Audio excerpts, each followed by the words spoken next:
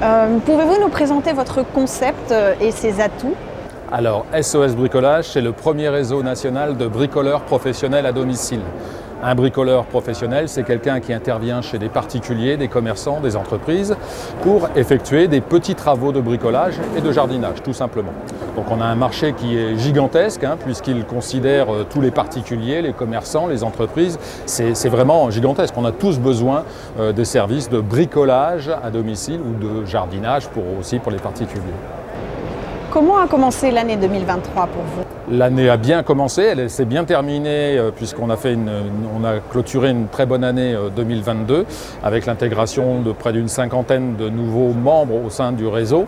Et 2023 se profile peut-être même, je l'espère, encore mieux, mais sous de très bons auspices avec plein de nouveautés. Vous me parlez de nouveautés, donc avez-vous une actualité ou des grands projets pour l'année? Alors bien évidemment, naturellement, c'est poursuivre notre développement, densifier notre présence. On a aujourd'hui 130 intervenants, c'est comme ça qu'on les appelle, sur l'ensemble du territoire français, y compris à La Réunion et à la Martinique. Donc naturellement, on aura cœur à développer, à densifier toute cette présence.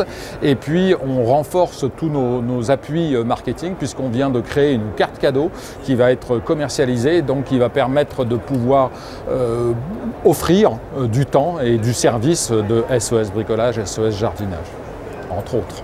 Très bien. Quel type d'accompagnement vous offrez aux porteurs de projets qui veulent se lancer avec vous? Alors c'est déjà en amont, puisque en amont on échange naturellement avec tous les candidats pour être certain qu'ils aient bien compris l'ensemble du concept, quelle serait leur mission par la suite, qu'on parle bien de la même chose, qu'ils soient à même à réaliser ce type d'intervention, de petit bricolage, petit jardinage, c'est ce que je me permets de rappeler.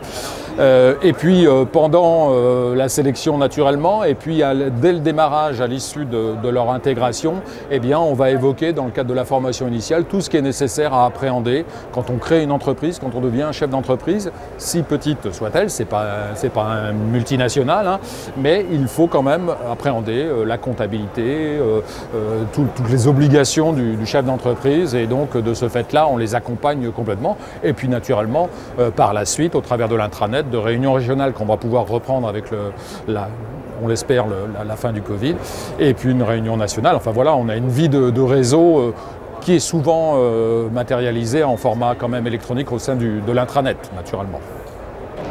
Recherchez-vous des profils particuliers?